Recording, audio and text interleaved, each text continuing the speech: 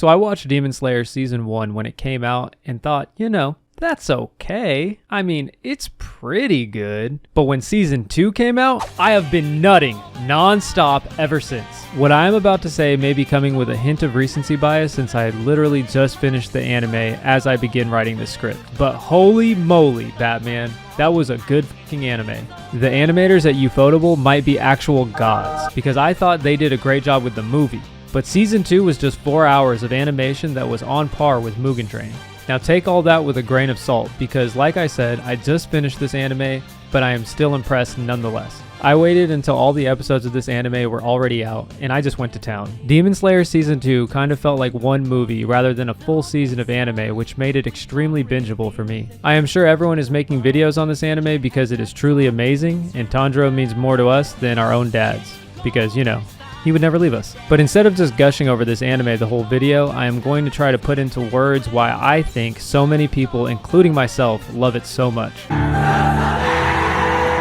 This will require spoilers to illustrate my point. If you are on the fence about watching it, I would finish the video because I might convince you. And if you already plan on watching it and don't want spoilers, I honestly don't know why you aren't watching Demon Slayer right this second. This anime had a great shock factor in episode 1 of season 1. But after that, the whole first season was just a well-executed shonen in my opinion. I liked it, but I was not overly impressed because, to be honest, we had seen similar things done before. The main character is inducted into a world of fighting with secret techniques, ranking systems, and really strong enemies. It was well done, but not the most impressive. What I didn't realize was that season 1 was just world building.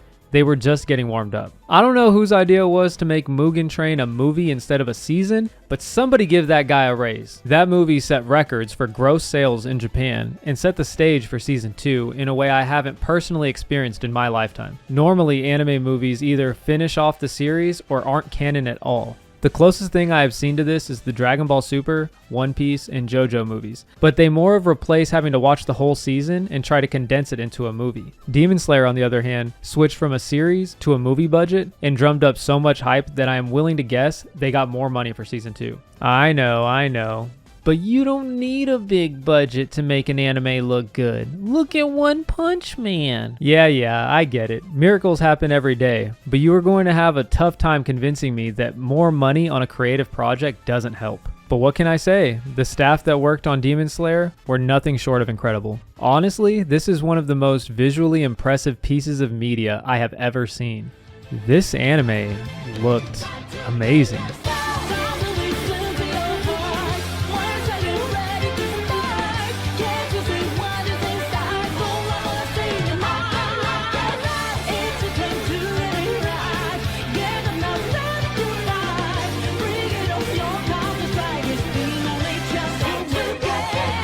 A lot of people like to say that Demon Slayer is carried by its animation, but I don't think that this is particularly the case. Maybe people will disagree with me on this, but I wasn't too fond of Rengoku when he was first introduced. But wait. Before you click off the video, even though I wasn't fond of him in the beginning of the movie, by the end, I had tears in my eyes as he gave everything he had to make sure no one died. I don't know if that was on purpose or a common experience for many other people, but Tengen gave me the same feeling in season 2. When he was introduced, he just said he was flashy every time he talked, and he seemed one-dimensional to me. As the series progressed, I started seeing more sides of Tengen's character. I started realizing that there was more to him than just being flashy. Like, look at him just cruise through and tell this demon that Tanjiro was struggling with, "Oh, no, there's no way that you're upper 6. Just look at you. Your head is in your lap. You look so lame, bro." But he completely won me over when he laughed about being gifted and talented and revealed how hard his road has been. He admitted that he has never had the prodigy type talent, and everything he has came from hard work and grit, including 3 of the baddest waifus animators can create, am I right? He was striving to be as good as the other Hashira and wanted to be like Rengoku. When he was first introduced, I thought he was a downgrade from Rengoku, but it hit me so hard when I realized Tengen thought the exact same thing. He also thought he was a downgrade from Rengoku. Once he started boasting about how the poison doesn't affect him in the same way Rengoku talks, I became a super fan because I won't lie, that was pretty flashy. Another cool thing they introduced this season is Nezuko's new transformation. I mean, am I right? She's got, what are those things called? The things, You know, yeah, tattoos. Yeah, that's what I was talking about. Tattoos. I really do like this transformation a lot. Not really for pervy reasons like my joke might imply, but because she is basically Tanjiro's Digimon now. I mean, seriously, she digivolves and gets bigger, stronger, and faster. And after she runs out of anime demon juice, she goes back to her cute baby form. This transformation also makes me excited for the future because even though she's super duper strong, I am pretty sure that basically she's in her champion form. And if we know anything about Digimon, we know that there has to be an ultimate, or maybe even a mega form. Even characters like Inosuke and Zenitsu definitely got their moments, whether they were funny or completely badass. I mean, this scene literally makes me laugh out loud every single time I see it.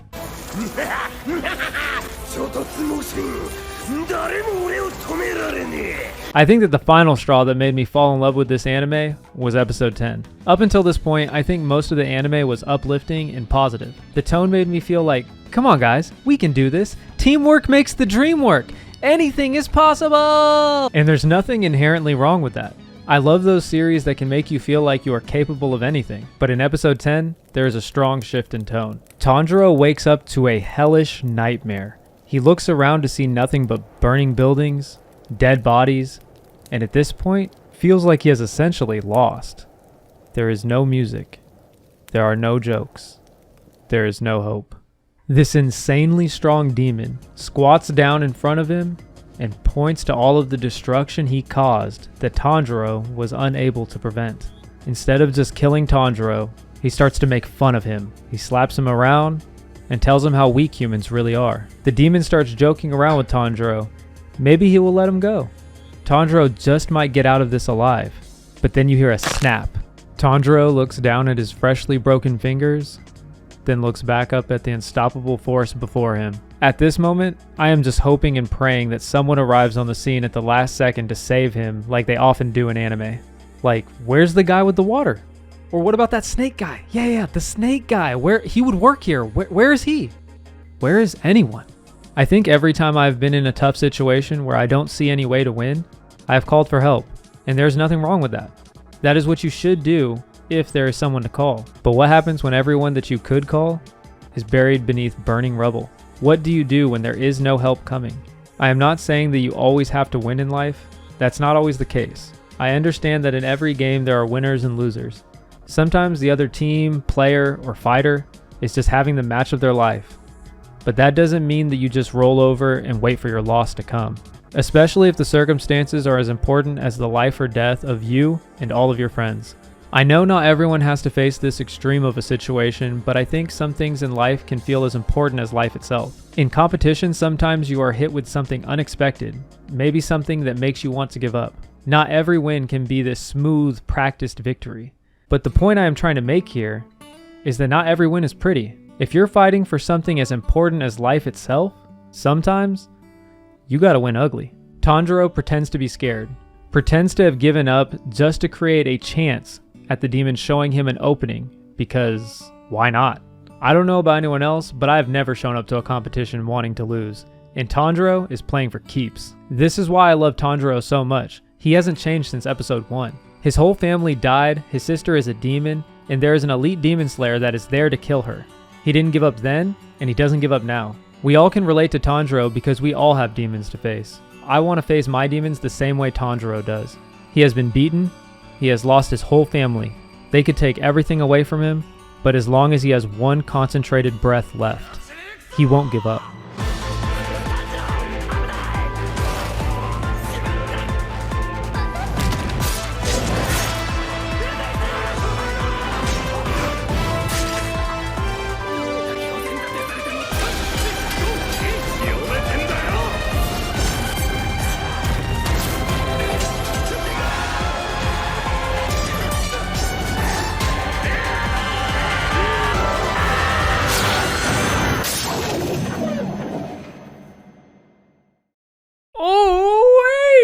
I'm not emotional. You are.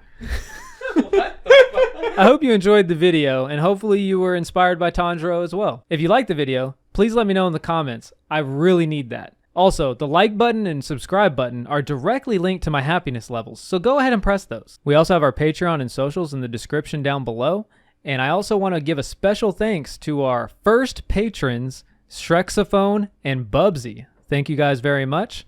And just remember, you don't have to believe in yourself. Believe in me. Believe in the me that believes in you. And I'll see you in the next video.